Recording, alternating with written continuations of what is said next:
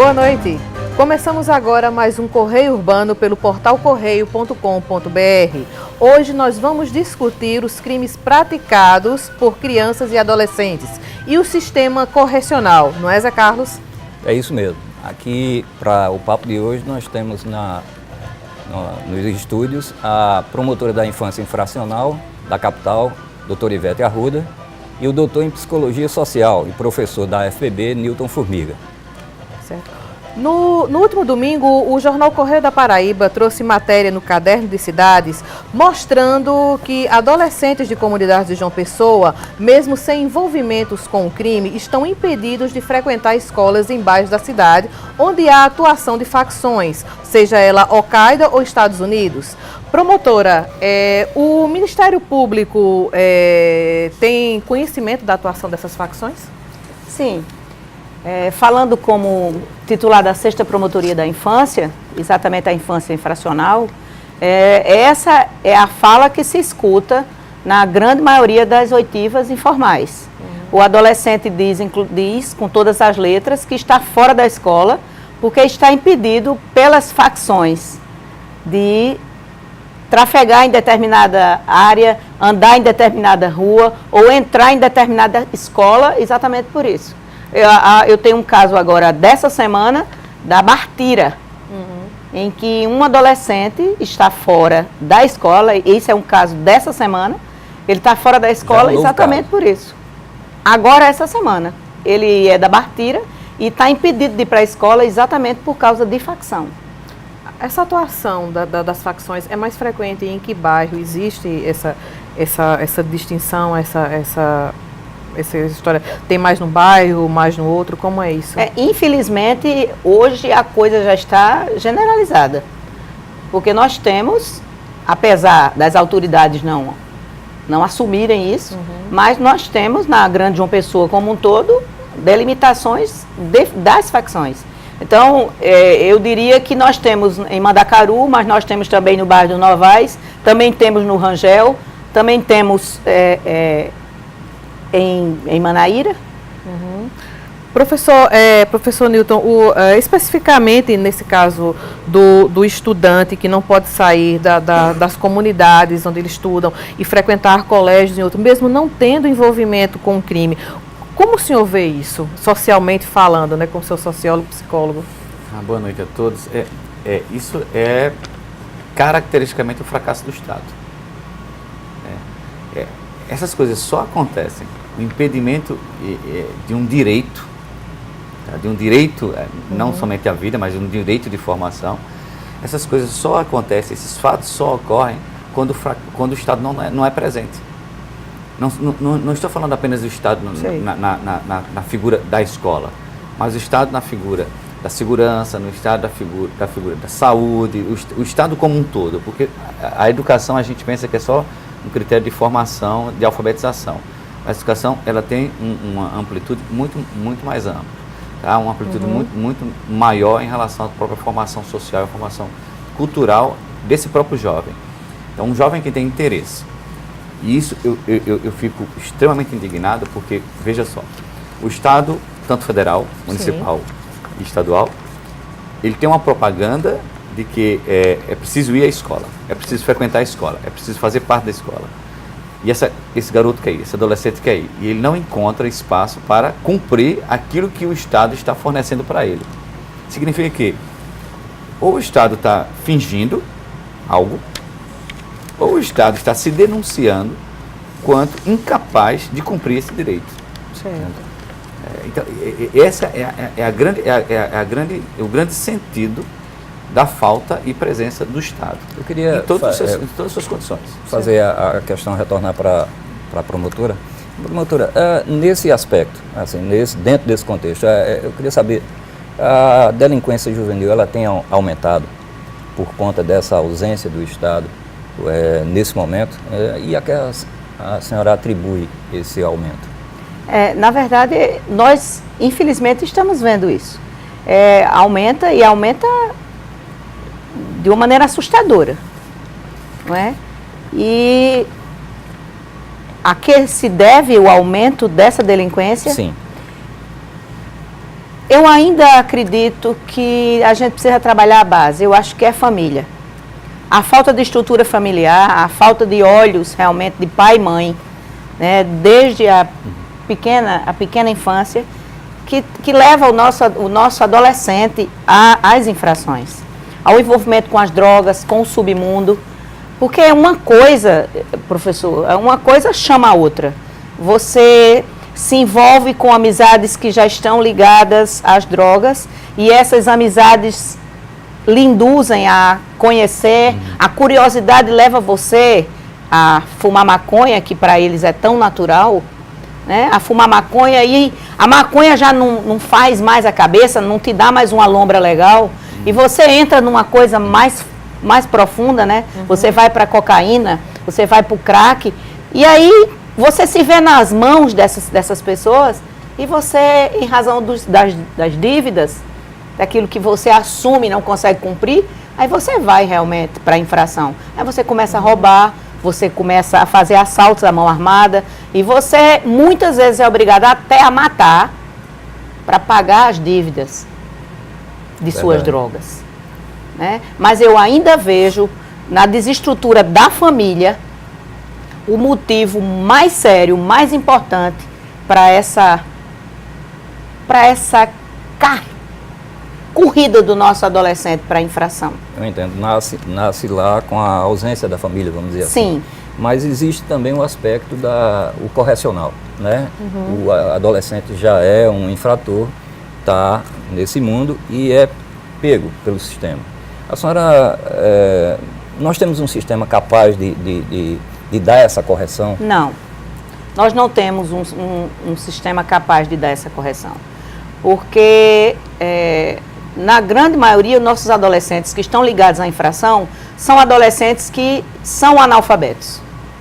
Então, na minha concepção, pelo que eu vejo no meu dia a dia, é que esses adolescentes eles não recebem esse suporte educacional para que eles possam sair de lá com uma vida restaurada. Sim. Só você fazer um curso, você nem tem como você inserir o adolescente num curso profissionalizante, porque ele não é alfabetizado. Então, eu vejo que está muito longe de você restaurar uma vida com o sistema atual. Eu defendo que a medida está sendo cumprida de maneira errada, que o quantum da medida é errado, mas tem todo um contexto que precisa mudar, a sociedade precisa também ser chamada para conhecer a verdade e também dar a sua opinião. E a casa correcional parece também ser viciada em determinado aspecto, seria isso? A gente tem problemas dentro das casas correcionais? Sim, temos problemas. São seres humanos, né, que erram e que acertam, mas que erram mais, muito mais do que acertam, né? Mas, assim, muitos problemas. Na estrutura, tanto na estrutura física quanto na estrutura, né? Apesar de serem profissionais que estão dando o seu melhor, mas são, na sua grande maioria, precisa de mais profissionais, de mais profissionais em psicologia, que façam um atendimento que fortaleça mais esse adolescente. A gente realmente não tem. Voltando um pouquinho para a área educacional, a senhora falou da importância da família, da sua opinião sobre esse crescimento da violência, ou seja, ela praticada pelo adolescente ou sofrida pelo adolescente, da importância da atuação da família. Aí eu volto a pergunta para o professor, qual a sua avaliação que o senhor faz isso? É mesmo, existe esse quê da família, esse quê de formação também? Sem dúvida. Tem duas questões que eu acho que são primordiais sobre essa estrutura familiar. Você vai dizer, alguém, o ouvinte pode dizer, mas eu tenho meu filho, eu sou viúva, ou sou separada tal, e controlo meu filho. Não é a estrutura em si no sentido de quantificação das pessoas, é a estrutura, como a própria doutora comentou também, um pouco mais simbólico no sentido da estrutura afetiva, a estrutura emocional, a estrutura normativa. Você pode ter a presença do pai, a presença da avó, a presença da mãe, mas que mantém um controle, a regra, a norma, o que eu sempre coloco para meus alunos. a necessidade de você ter um desenvolvimento moral no sentido assim, vertical. Não faça isto, porque a partir deste momento ele vai começar a medir e pesar as situações que vão sendo responsabilizadas para ele. Quando você faz essa pergunta, me lembra um estudo, uma pesquisa que eu fiz em 2012 para 2013, isso vem se repetindo, Sim. sobre práticas parentais. Como é que seu pai administra o seu comportamento em casa? Aqueles jovens que tinham os pais que administravam a sua conduta com exigência, faça isso, eu estou dizendo, senão você vai se prejudicar, você vai ficar de castigo, eram jovens que tinham uma menor prática desviante. Bem como aqueles jovens que tinham também uma administração responsiva. O que é responsiva? Olha, eu estou fazendo isso, já te disse como é. Daqui para frente é sua responsabilidade. Qualquer coisa você vai ter que assumir. Essas duas coisas não se separam. Certo. Ser exigente não quer dizer que você deixe de ser responsível ou responsável, e vice-versa. O que é que acontece hoje? Você tem famílias que os pais se sentem inibidos e negligentes sobre uma conduta extremamente estruturada que não pode cobrar do filho. E que vai gerar, um comportamento individualista. Sim. Individualista e até mesmo que eu chamo hedonista. Por quê? Qualquer coisa na vida da gente que excede um processo hedonista, a busca pelo seu próprio prazer, pela minha própria vontade, pelo meu próprio desejo, obviamente você não vê limite nas coisas. Sim. Então você ultrapassa limites sociais. Verdade. Você ultrapassa limites sociais, limite até das relações interpessoais. O que é que acontece? A verticalidade desse processo faz assim, você não pode ir até ali. Você tem que saber até onde você consegue fazer e desenvolver as coisas. Isso me lembra uma história muito familiar, eu gosto sempre de comentar. Eu tinha 11 anos, eu morava em Jaguaribe. Eram 4 filhos já em casa, 4 homens, um morreu aos 24. E uma vez, brincando na casa de um primo, eu trouxe um carrinho, isso era mais ou menos 5h30 da tarde. Aí meu pai chegou em 6h30, que carrinho é esse? Eu nunca comprei isso para você, vai e devolva. Eu fui o caminho chorando, 6h30 da noite, 12 anos, 13 anos, mais ou menos isso. Nunca mais eu peguei sequer a coisa mais simples. Leva essa banana, vou perguntar ao meu pai, vou perguntar a mim. Algumas vezes as pessoas, quando comentam essa história, as pessoas dizem, mas você é moralista. Não, eu estou querendo mostrar sobre o princípio ético, o princípio normativo e moral, que é linear. Isso não se repete nos processos.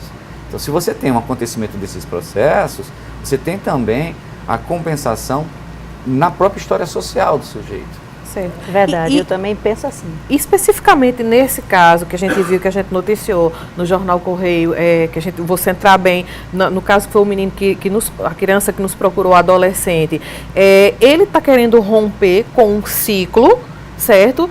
Que está lá naquela comunidade dele, ele quer continuar os estudos e não está conseguindo por causa dessa criminalidade, dessa atuação de facções. O que é que isso pode influenciar num futuro desvio, né, que esse garoto não tem envolvimento com um crime, certo? Tem uma família estruturada que está impondo esses limites, mas isso pode vir a prejudicar psicologicamente essa criança, esse adolescente e essa família por não conseguir romper essa estrutura que se criou em volta dele? Provavelmente porque você vai criar uma certa dinâmica de inibição, de temor, né, um certo processo de desconfiança, e aí, se ele não consegue sair do espaço urbano, do seu local, não consegue ir para a casa de outra pessoa, ou não consegue ir para outro bairro, obviamente ele começa a ter um prejuízo muito sério pela própria conduta desse jovem na escola e pela própria conduta desse jovem nas suas relações familiares. E o que acontece? Muitas vezes o pai ou a mãe vai ter que escolher outros horários, outras escolas. Aí veja como a situação é muito complexa, como a própria doutora Ivana está comentando. Aí, vamos para outra escola em outro bairro. Certo.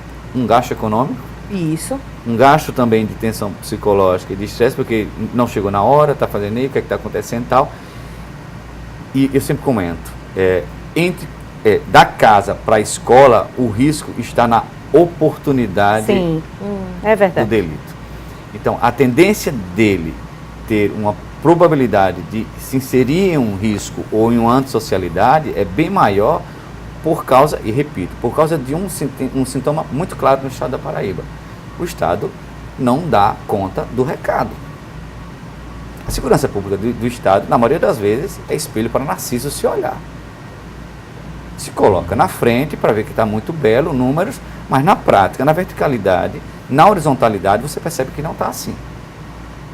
Entendo. Quando você joga no chão as coisas, você percebe risco, assalto constante, temor de saída de casa e da própria escola. Você vê que tem pessoas que têm medo de sair das universidades, têm medo de sair das suas escolas à noite porque não tem segurança nos seus próprios bairros. Gente, a conversa tá boa, a gente está começando a engatar os assuntos aqui, mas a gente vai ter que ir para o nosso primeiro intervalo. A gente volta já, fique com a gente com o Correio Urbano.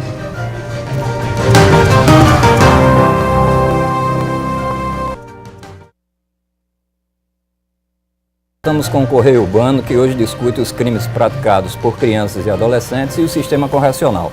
Conversando com a gente, temos a promotora de infância infracional, a doutora Ivete Arruda, e o doutor em psicologia social e professor da FPB, Newton Formiga. Aliás, é a quem eu vou dirigir essa pergunta do segundo bloco. Doutor Newton, a gente vinha conversando no bloco anterior a respeito de limites. A exigência que não se tem mais de limites na família. Eu perguntaria, a família atual, ela desaprendeu a colocar limites? Eu acredito que não, ela não desaprendeu a colocar limites. Eu acho que ela está seguindo um critério que eu sempre coloco de moda contemporânea, sobre a dimensão. Eu sempre escuto isso em famílias e alguns pais dizendo: temos que ser amigos dos nossos filhos. Não tem que ser amigo dos seus filhos. Sim. Você tem que ser Tem pai. que ser pai. Tá? E pai tem uma dimensão muito clara: limite, regra e norma. Aí o afeto é com a mãe, né? O afeto é com a mãe no sentido de... Freud já dizia isso muito bem, com toda a sua expressão, tanto em alguns livros do Mau Estado da Civilização, Totem Tabu, numa questão muito clara. Olha, a mãe é feita por um critério afetivo, por uma dimensão mesmo intra e extruterina, até para um bom tempo, né? E o pai, ele mantém sim o lado do afeto, mas é necessário o critério normativo porque tem a imagem especificamente do controle. E se eu não tenho um pai? Muitas vezes a mãe se assume quanto norma. Sim. Porque a mãe a mãe ela é afetiva quando não tem um pai, mas ela é normativa. Não faça isso, seja qual o drama ela possa fazer, mas não faça isso porque você vai se prejudicar. Qual o grande critério das questões dos limites na contemporaneidade? As pessoas acham que os seus filhos não podem ser frustrados porque não serão felizes. Pelo contrário, é nesse conjunto de frustração que os filhos vão começar a descobrir mecanismos de busca de felicidade. Com certeza. Eu acho que não é dizer o não é saber dizer o não. É explicar por que você... Isso. Porque aquele momento é não.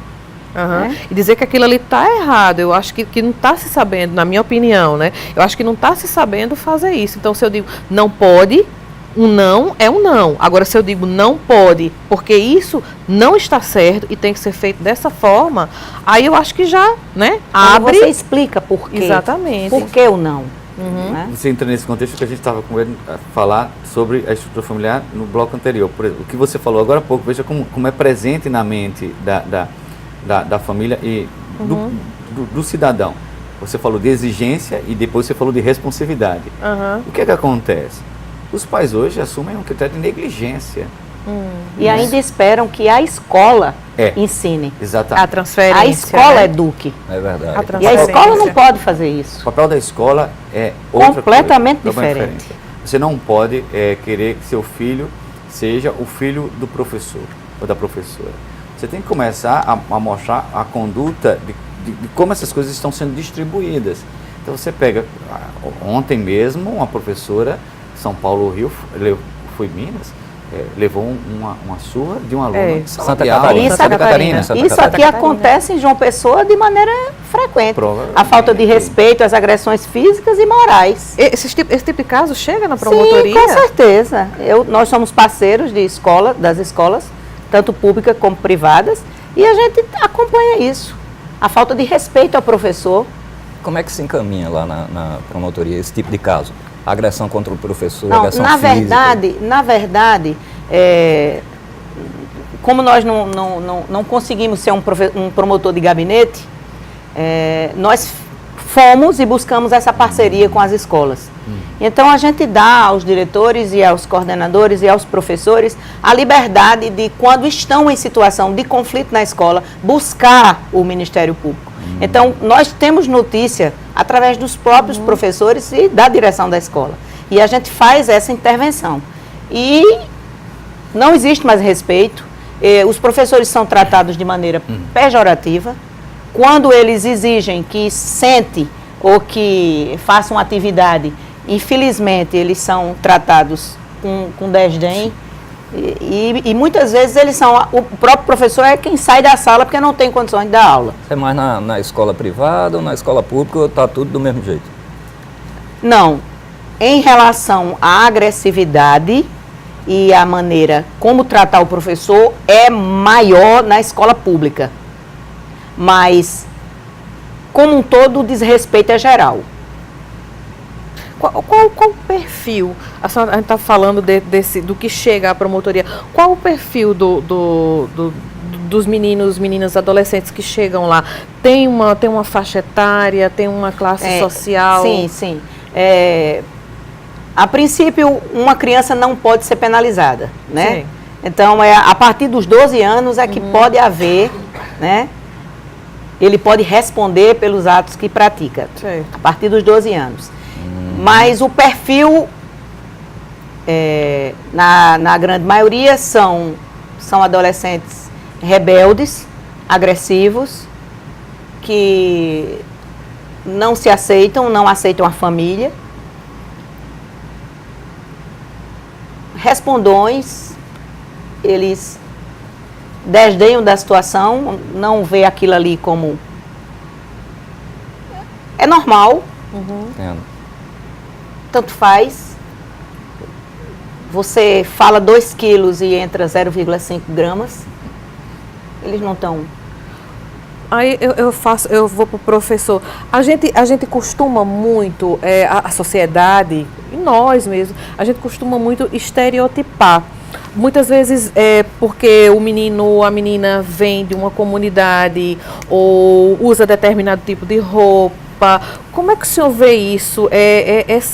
Esse lado também desse estereótipo, porque eu tô com um boné, eu tô com um tipo de roupa, eu falo de um jeito, exatamente. Mas na escola ou na sociedade como um todo? Na sociedade como um todo e também dentro dos próprios grupos, entendeu? Eles também fazem essa distinção. Como o senhor vê isso para esse lado também, essa estereotipação vamos usar assim, vamos ao termo criminalidade, né? Vamos usar assim. Isso eu tenho visto uma quebra muito grande, tá? Da situação que eu tenho observado. Algumas pesquisas que eu tenho feito sobre o próprio processo de avaliação e de explicação sobre o comportamento desviante, que eu não trabalho com o comportamento delinquente, uma das questões que eu tenho defendido sobre desvio de conduta, porque eu posso avaliar a conduta antissocial, desrespeito à norma, que a doutora Ivana falou agora.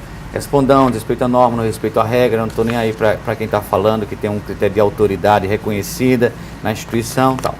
O excesso disso pode, provavelmente, decorrer na conduta delitiva. O que é delitivo? Processos mais agressivos, pode chegar a porte de arma, uso de droga, violência, formação de gangues e etc. Pequenos assaltos. E eu tenho descoberto isso com muita frequência, vem se mantendo no decorrer de 2002 para cá que eu venho estudando essas variáveis todas. Mas isso que você fala nos estudos que eu tenho trabalhado, e diga-se de passagem, com jovens de classe média e classe alta, tá? Pouco se diferencia a conduta desviante. Também vejo isso. Desviante de classe mais baixa, com questões estruturais e educacionais com privação, e aquele que não tem privação. O mais interessante, um trabalho que eu fiz recentemente, em 3 países e no Brasil também, isso é generalizado. Eu vejo isso também. Quer dizer, tanto faz, Argentina, não importa México, a origem, não importa a origem nem o colégio que você está estudando, tanto faz você estudar no colégio top de João Pessoa, quanto você está lá na periferia, numa escola bem simples, lá em Mangabeira, lá em Mandacaru, sabe? A questão é generalizada. A questão é generalizada. Doutor Nilton, então, dentro desse aspecto aí, eu vou fazer uma pergunta, pode parecer redundante, mas só para afirmar. Crescer num ambiente de violência difere isso indica um futuro infrator? Provavelmente não. Vai depender muito do que eu chamo da formação de esquemas mentais. O que são esquemas mentais? Aquelas categorizações, aquelas características, aqueles traços específicos de personalidade que você pode variar de acordo com a experiência que você está vivendo. Entendi. Então você vai sendo formado em todos os processos, né? Ambiente violento e tal. De repente você desperta pela estrutura familiar, pelo papel da escola, pelo critério específico, muitas vezes do próprio Estado, da própria responsável pelo direito, pela regra, pela norma, pela parte juridicizante dos contextos, está lá presente, eu não quero ser assim. Tá? Então ele vai se formando mentalmente através de outra maneira. Esses garotos que domingo, que não podem frequentar escolas, eles têm esquemas mentais totalmente diferentes daqueles processos. Aí o que acontece?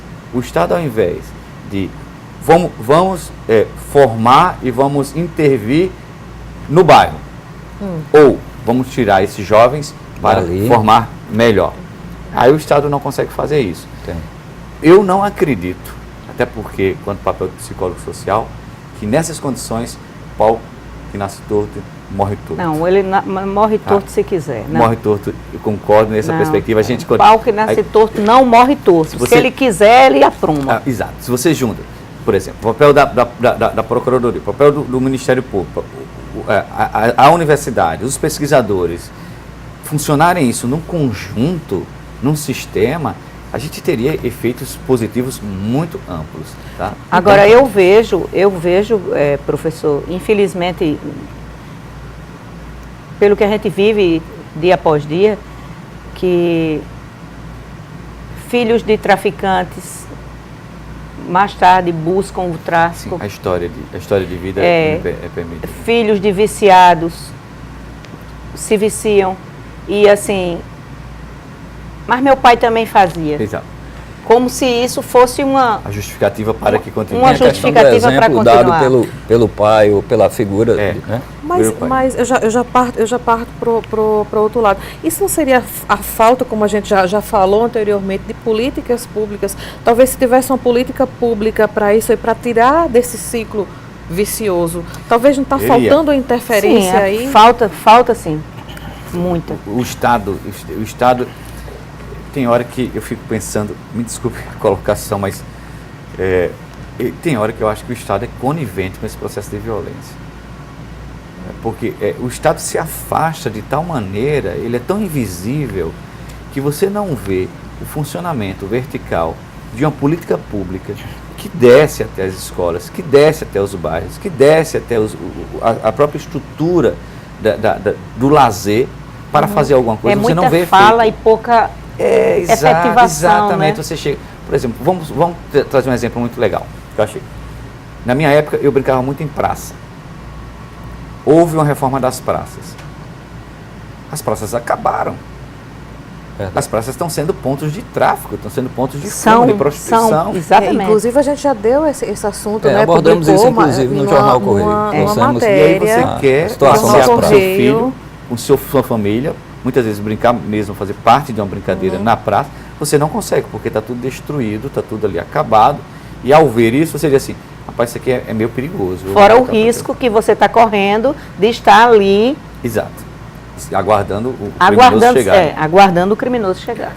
Esse ciclo vicioso, vamos dizer assim, de eu ver meu pai, de ver fazer, de eu não ter esse exemplo em casa, de eu não ter um não explicativo me falando do que eu posso, o que eu não posso fazer, me explicando.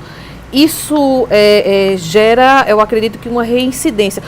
Como são os casos? Tem muita reincidência lá na promotoria? Do menino, da menina voltar? Muita reincidência, muita. Infelizmente, muita reincidência. A gente ouve na segunda-feira e 15, 20 dias depois a gente recebe a visita da mesma criatura. E é depois de um discurso, porque nós não fazemos uma oitiva de simplesmente, é verdade que você praticou e tal. Não, a gente passa meia hora, 1 hora, 2 horas, o tempo que for necessário, para a gente entender o que leva. E eu faço questão de perguntar ao adolescente, quando ele chega, o que foi que você fez? Um 5-7, doutora. Eles já sabem até a tipificação. Ele conhece o artigo do Código Penal. 157, doutor, 155. Né? Mas me diga uma coisa, a pergunta que eu faço todos os dias. Quando foi que você decidiu que queria ser ladrão? Não, mas eu não sou ladrão.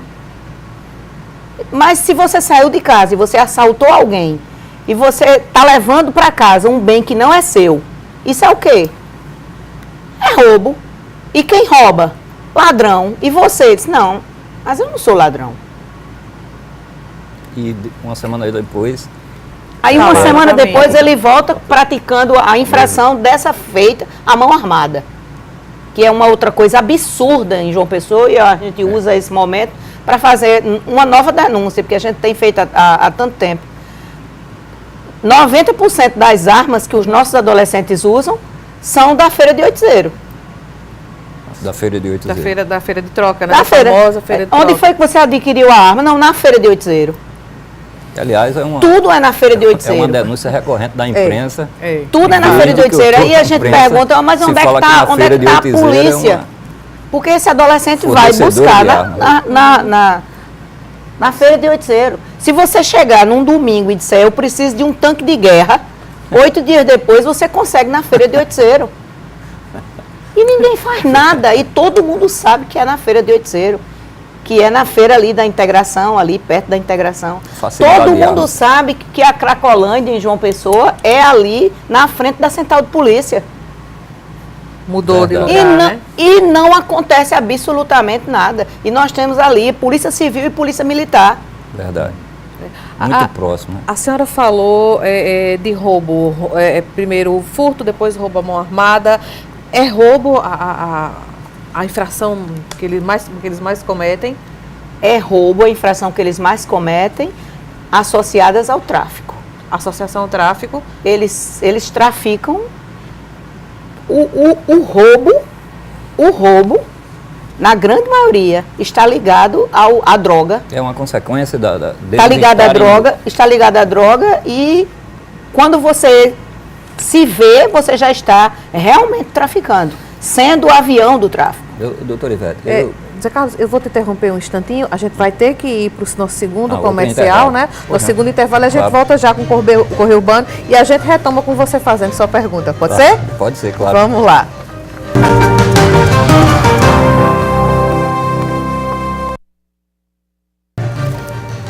Olá, estamos de volta com o Correio Urbano, que hoje conversa com a promotora da Infância Infracional da capital, a doutora Ivete Arruda, e o doutor em Psicologia Social e professor Newton Formiga, sobre crimes praticados por crianças e adolescentes e o sistema correcional.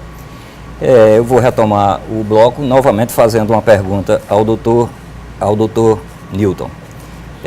Em relação ao doutor Newton, a que fatores levam um adolescente a entrar no crime? Eu gostaria de saber, de fazer, ou se há uma diferenciação. É diferente o motivo que leva um adulto, por exemplo?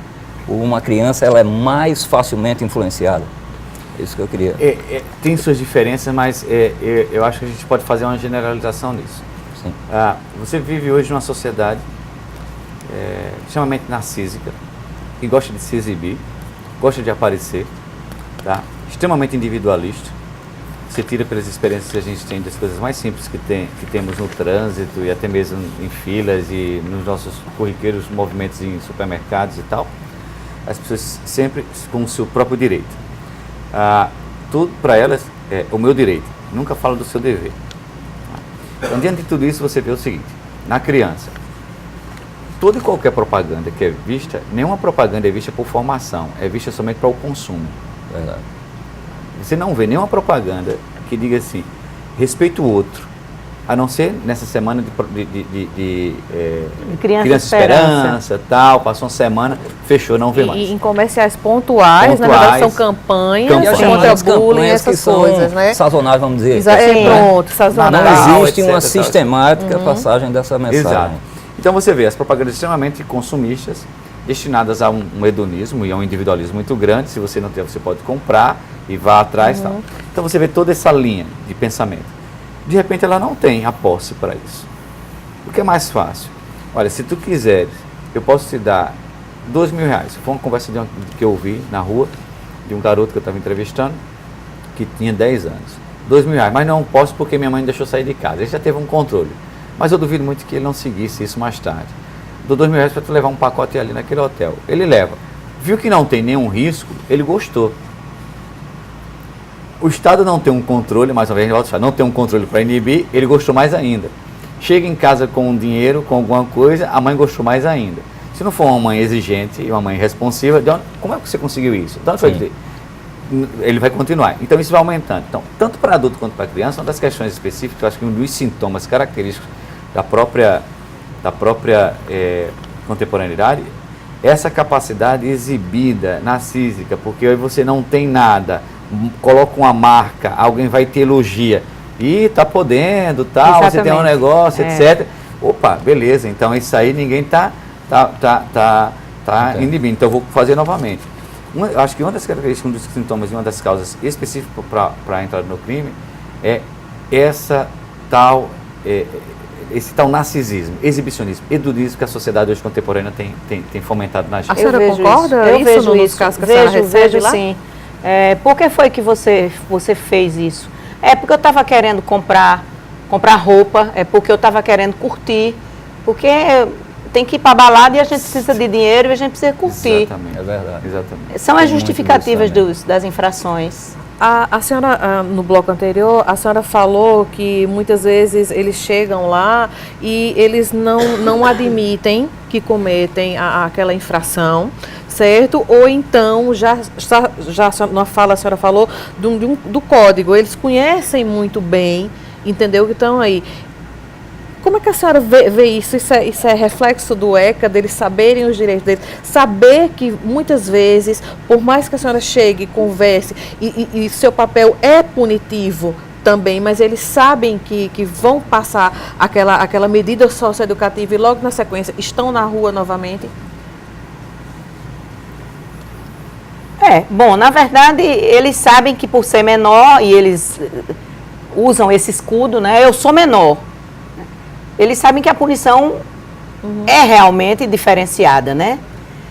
Mas, assim, cometem as infrações porque precisam curtir, porque querem dinheiro para pagar a dívida, porque precisam bancar o parceiro. E o conhecimento do ECA, o fato de você passar 3 anos no máximo, dão a eles essa condição de vir com muito mais velocidade, né? Eu sei, doutora, os críticos do ECA, né, do Estatuto da Criança e do Adolescente, afirmam principalmente que o Estatuto estimula a impunidade. Em algum aspecto, estimula a impunidade, porque protege, vamos dizer assim, protege o menor infrator. Como é que a senhora analisa essas críticas e qual o seu posicionamento em relação a isso? Essa lei precisa de modificações? A senhora acha que ela já basta que o sistema cumpra a sua missão corretamente? Como é que a senhora vê essa situação? Não, eu acho que precisa mudar. O adolescente devia responder pela infração de acordo com a infração que ele praticou. Na minha concepção, o Código Penal devia ser exatamente o que se deve levar em consideração. Se matar alguém, a pena é de 20 anos, ao adolescente devia ser a metade, mas o cumprimento dessa medida devia ser diferenciado. Como, por exemplo? Educação. Junto com a educação. Junto com a educação. A privação de liberdade. Esse adolescente seria privado de liberdade, mas uma liberdade, uma privação que desse a ele, com a educação, a restauração de sua vida. Que ele pudesse sair do sistema realmente educado e profissionalizado. Ele não com uma seria vida... privado da escola, por exemplo. Não. Obrigação de ser alfabetizado e trabalhado realmente para ele sair de lá com uma profissão, dentro do sistema. Aí eu jogo essa pergunta tanto para a senhora como para o professor. Hoje a rede de proteção é falha? Muito. Também acredito. Eu não vejo proteção, não. Conselhos tutelares, CREAS, CRAS? Muito, precisando de restauração. no meu pequeno entender, como um todo, restauração total. Tudo precisa ser restaurado. O nosso adolescente está realmente muito solto. Eu acho que há uma compreensão também dessa própria questão do ECA também, dentro de todas essas redes de apoio. Certo. Então, o fato é que eu acho que tem alguns momentos, por favor, não me entendam mal, que às vezes se romantiza muito o processo do ECA sobre um cuidado específico de proteção do adolescente e tal. Deve proteger o adolescente? Deve, isso aí sem dúvida. Ele tá ali num fracasso, o Estado não dá conta, falhou a família, falhou a escola. Mas tem que puxar a rédea, né, mas professor? tem que dar uma puxada. Tem que trazer. Tem que dar uma puxada, porque caso contrário, vai continuar fazendo a mesma coisa. Né? Então ele sabe muito do ECA, sabe por quê? Não porque ele está fazendo, então porque não sabe numa formação mais completa em relação assim, para o que você não deve fazer, não para o que você deve usar como escudo para ser feito. Inclusive eu tenho um caso, Andréa, que lembrando agora, quando eu comecei na promotoria da infância, e eu estava no gabinete quando chegou uma senhora, queria falar comigo, e eu disse, pois não, pode entrar. Ela disse, eu vim aqui lhe fazer uma pergunta. Eu disse, pois não. Ela disse, eu quero saber o que é que eu faço com os 3 ladrões que eu tenho em casa. Eu fiquei tomada de surpresa e angustiada, não é? Como assim, senhora? Com os 3 ladrões que a senhora tem em casa? Eu disse, porque é o seguinte, eu sou doméstica, eu saio de casa de 6 horas da manhã para poder chegar nos 5h30 da manhã para chegar no serviço às 7. E deixar meus filhos com a minha filha mais velha de 14 anos. Me denunciaram ao Conselho Tutelar que meus filhos ficavam presos e eu fui obrigada a deixar meus filhos sair. Hoje eu tenho 3 filhos ladrão. Eu faço o que com eles? Realmente... É uma pergunta dura. É uma pergunta dura, não é? Aí você não dura. sabe se chora, você não sabe se ri, se cala, porque, na verdade, o que é que você vai fazer com os 3 ladrões que você tem em casa, quando você antes podia tê-los em casa, porque denunciaram ao Conselho Tutelar e eu fui obrigada a deixar os meninos ir para a rua. E eles começaram a olhar carro, começaram a se drogar, a cheirar cola e hoje eles roubam. E eu faço o que com meus ladrão? Verdade, é um problema. Realmente... uma pergunta difícil. Uma pergunta difícil para todos nós. E me diga o que foi que a senhora Bom, respondeu. na verdade, eu disse, senhora, o que eu posso fazer é conversar com os seus filhos, a senhora vai me trazê-los e a gente vai conversar e a gente vai tentar arranjar um meio de fazê-los voltar para a normalidade, né? Porque a gente vai ter que ensinar que roubar não é bom. Mas a senhora se acalme, se tranquilize, vamos sentar junto, eu também sou mãe, antes de ser promotor eu também sou mãe e vamos chegar a um acordo.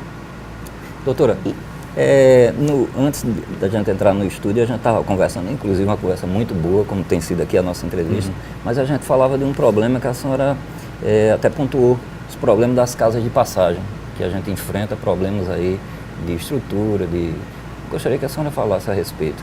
Como é que estão nossas casas de passagem? Que é a porta de entrada, né? Na verdade, as reclamações são muitas. São muitas. Semana passada eu ouvi uma adolescente e que quando eu perguntei se ela queria sair de onde ela estava, ela disse que não queria sair. Mas a casa onde ela estava, o povo dormia no chão. E eu perguntei, como assim? Ela disse, é porque lá são 16 pessoas, doutor, e só tem 2 quartos. Difícil. Chega a ser pior do que a realidade que ela deve ter em casa. Que a realidade que Sim. ela tem em casa. Então, por essa fala dessa adolescente, que é uma das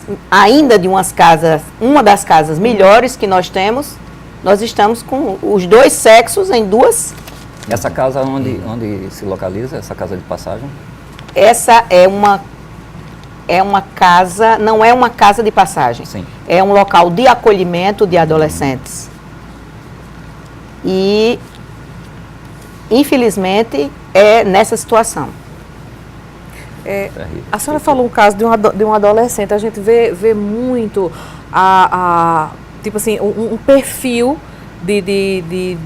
muito pro lado do menino. E as meninas também, mais ainda, estão entrando nesse mundo da criminalidade. Quais os casos que a senhora recebe quando envolve menina? Como é isso? Mulher no crime, ela é muito mais perigosa do que o homem. É mesmo. A mulher, ela é articulada. A mulher, ela é fria. A mulher, ela consegue manipular. Então, quando ela envereda para o crime, ela é muito pior do que o homem. Ela sabe fazer a coisa. Eu acho também porque ela quer quebrar um estereótipo, né? Ela é fraca. Tem também esse lado, né? Tem também esse lado. Ela é envolvente, né? Ela sabe entrar. Isso que você está falando é uma coisa muito séria. Eu ia perguntar de vocês. Vocês sabiam que uma pesquisa que eu fiz em Brasil e Portugal sobre comportamento desviante, a maior percentual de pessoas, de jovens desviantes, são mulheres em Portugal. Nós temos muitos o Brasil casos tem aqui. enfrentado isso aqui, né? Inclusive, aqui tem seguido aumento. Muitas mulheres jovens. Essa semana nós tivemos uma adolescente envolvida num arrombamento de uma casa aqui em Manaíra, de um restaurante aqui em Manaíra, da tia Nila. E 16 anos, grávida de 8 meses, usuária de crack. Usuária de crack, durante a gravidez, usuária de crack. E assim, por que foi que você se envolveu com isso? Porque eu sou safada mesmo. Dessa forma. Você tem Por quê? né? Por quê? Não, eu recebi orientação, recebi. Mas quem escolheu essa vida fui eu. Escolhi porque quis. Tem muito esse discurso de se botar de escudo. Às vezes é para proteger. Como é isso, esse lado protetivo também da mulher? Isso acontece mais com mulher do que com homem, né? Tanto pelo que a senhora está falando aqui, como a gente sabe de outras matérias, de outros assuntos, de outras notícias que a gente vê. Tem esse lado, como a senhora está falando, protetivo também? De proteger quem está por trás? Principalmente quando ela está apaixonada. Principalmente quando ela está apaixonada, ela assume. O parceiro, né? Ela assume, né? Ela assume e coloca o parceiro de lado. Ela toma como autorreferência, mas na verdade é mais um escudo de quem está, de fato, dando apoio, né? Ao crime. Entendo. Gente, olha, assim, a conversa tá boa. Eu sempre fico com a missão de encerrar, Sim. Mas infelizmente a gente chegou ao fim do Correio Urbano. A conversa tá boa, acho que ia muito mais distante, né, com muito mais assuntos. Eu quero agradecer aqui a presença da promotora da Infância Infracional, a Ivete Arruda, do professor Newton, da FPB, doutor em Psicologia, e muito obrigada a vocês, né, Zé Carlos? Boa noite, né? Boa noite. A gente volta na próxima semana com o Correio Urbano. Às 9h10 da noite. Boa noite. Também que agradeço, muito bom.